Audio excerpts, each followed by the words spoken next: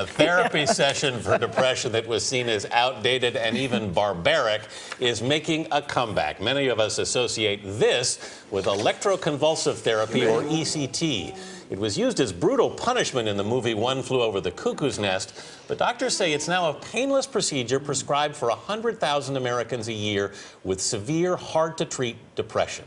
Dr. Sarah Listenby chairs the Department of Psychiatry and Behavioral Sciences at Duke University Medical Center. Good morning. Good morning. First of all, describe this treatment to me, because as we say, everybody has this impression from the movies of what this is, but what is it today?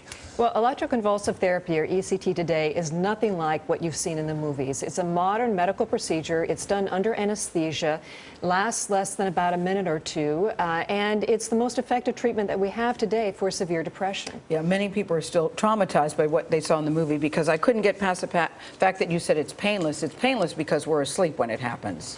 You're under anesthesia, so you actually don't feel anything, and the movies have been misleading, unfortunately. When you see ECT in real life, it's really anticlimactic. It's nothing like you expect. And from the patient experience, what they experience is a relief from their depression. It's important to know that depression can be very disabling, and it's important to have these effective treatments when medications don't work. Sarah, how does this actually work? I mean, this electroshock actually resets the brain, doesn't it? Well, it induces a brief controlled seizure, and that seizure is highly effective. It's more effective than medications. How does it work? Well, as a field, we are focusing on researching that question. We don't really know, is what you're saying. We don't have the complete answers, but we have been studying this and learned a lot about the fundamental mechanisms of ECT. The important thing is it works. That's the important thing. Depression can kill. ECT can be life-saving. Yeah, and who benefits? Who benefits from it? Well, ECT is not for everyone. It's for people who have very severe major depression, who have tried medications and maybe the medications weren't effective or have interfering side effects. So if you've had depression for several months and you're not getting better, you really should ask your doctor about ECT. Am I a different person afterwards, for instance, if I took it? What ECT does is it takes away the depression, allowing you to be the person that you were. What are the risks involved, Sarah?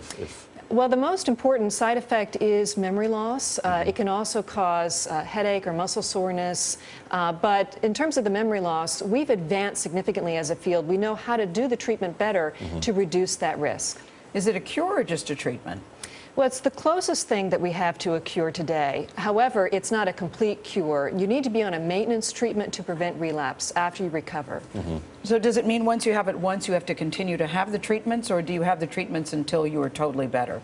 I'm trying to understand exactly. You go on some form of maintenance therapy. It can either be medications or continuing with the ECT. Typically, how long does that last? I mean, well, we space out the treatments to about once a month over, say, a 6-month period. All right, Dr. Sarah Listenby, thank you very much. Thank you.